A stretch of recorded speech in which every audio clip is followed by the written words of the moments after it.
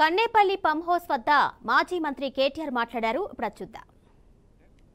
ఇవాళ ఇటు ప్రాణహిత, గోదావరి, మానేరు ఈ అన్ని నదులు కలిసే ఈ పాయింట్లో నీళ్లు తీసుకుంటే మొత్తంగా ఈ పాయింట్ నుంచి ప్రతి పాయింట్ కూడా నీళ్లు తీసుకోవచ్చు, తెలంగాణలోని ఇంచు తడపొచ్చు అన్న ఉద్దేశంతో కేసీఆర్ గారు ఒకటి కాదు బహుళార్థ ప్రయోజనాలు ఉన్న ఈ ప్రాజెక్టును రూపొందించడం జరిగింది. ఇవాళ ఎక్కడైతే మనం నీళ్లు చూస్తున్నామో ఇది దాదాపు 80-90 మీటర్ల మీద సముద్ర మట్టానికి ఇక్కడ ఉన్నది. అదే హైదరాబాద్ తీసుకుంటే 535 మీటర్ల మీద ఉంటుంది. కరీంనగర్ ఏదైతే ఎల్ఎండి చెప్తున్నారో గౌరవనీయులు కమలాకర్ గారు, అక్కడ దాదాపు 300 పైచిల్కు మీటర్ల మీద 350 మీటర్ల దాకా అక్కడ ఉంటుంది. అంటే ఇక్కడి నుంచి అక్కడికి నీళ్లు తీసుకొని పోవాలంటే నీళ్లు ఎత్తిపోసుకుంటూ ఒక్కొక్క దశలో కొన్ని నీళ్లు తీసుకొని పోతూ అల్టిమేట్గా పైదాకా 618 మీటర్లు ఏదైతే కొండపోచమ్మ సాగర్ ఉందో అక్కడ దాకా నీళ్లను తీసుకొని పోవచ్చు. మార్గ మధ్యంలో ఉండే ఊర్లు కానీ పట్టణాలు కానీ మంచినీళ్ళు దాపిచ్చొచ్చు. అదేవిధంగా లక్షలాది ఎకరాలకు సాగునీరు అందించవచ్చు. మధ్యలో ఎవరైనా పరిశ్రమలు పెట్టాలనుకుంటే ఆ పరిశ్రమలకు కూడా నీరు అందించవచ్చు.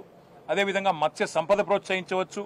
ఇట్లా బహుళార్థకమైన ఒక మల్టీపర్పస్ ప్రాజెక్టు కామధేనువు లాంటి ప్రాజెక్టు తెలంగాణకు, కల్పతరువు లాంటి ప్రాజెక్టు కాళేశ్వరం.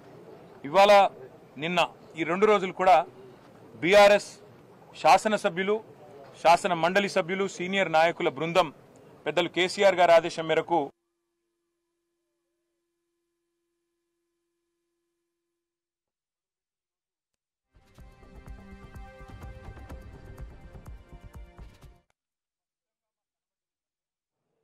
మహారాష్ట్ర నుంచి శ్రీరామ్ సాగర్ మీద నుంచి కిందికి వచ్చే గోదావరి ఏదైతే ఉందో అక్కడ ఇవాళ నీళ్లు లేవు.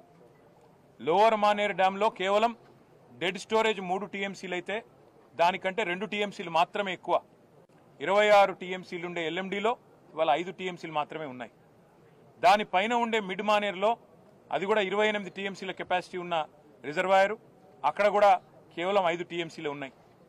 దానిపైన ఉండే శ్రీరామ్ సాగర్ ప్రాజెక్టు, పోచంపాడు ప్రాజెక్టు ఏదైతే అంటారో దాని సామర్థ్యం మొత్తం 90 టీఎంసీలు అయితే ఈ రోజుకి ఈ నిమిషానికి అక్కడ ఇన్ఫ్లో ఉన్నప్పటికీ కేవలం 25 టీఎంసీల కంటే తక్కువనే నీళ్ళు అక్కడ ఉన్నాయి. అంటే వెరసి మనం గమనిస్తే పైనుంచి నీళ్ళు వచ్చే పరిస్థితి మాత్రం కనబడతలేదు. గతంలో ఇక్కడ కమలాకర్ గారు, రమణ గారు, ఇంకా మేమందరం కూడా అన్నాడు పైన మహారాష్ట్ర బాబ్లీ ప్రాజెక్టు కట్టడం వల్ల శ్రీరామ్ సాగర్కి నీళ్లు రావడం లేదు, ఆగిపోతున్నాయని చెప్పి కూడా ఆనాడు ఆందోళన చేసిన విషయం కూడా మీకు గుర్తుండాలి. కాబట్టి ఇవాళ అక్కడి నుంచి నీళ్ళు వచ్చే పరిస్థితి అయితే కనబడతలేదు. అదేవిధంగా కాళేశ్వరం ప్రాజెక్టులో భాగంగా అన్నిటికన్నా మానవ నిర్మితమైన, ముఖ్యంగా కరువు పీడిత ప్రాంతాలైన సిద్దిపేట కావచ్చు, సిరిసిల్ల కావచ్చు, మానకొండూరు, అదేవిధంగా చొప్పదండి, ఇంకా పైకి పోతే అదేవిధంగా హుస్నాబాదు, ఆ పైన దుబ్బాక, గజ్వేలు, ఆ ప్రాంతాలు, ఆ పైకి పోతే ఆలేరు, భువనగిరి దాకా ఏవైతే కాళేశ్వరం ప్రాజెక్టులో భాగంగా రిజర్వాయర్లు కట్టుకున్నాము, మిడ్మానేరు, రాజరాజేశ్వర సాగరు, దానికి పైకి అన్నపూర్ణ రిజర్వాయరు, ఆ పైకి రంగనాయక సాగరు, దాని మీదికి మల్లన్న సాగరు, దానిపైన కొండపోచమ్మ సాగర్.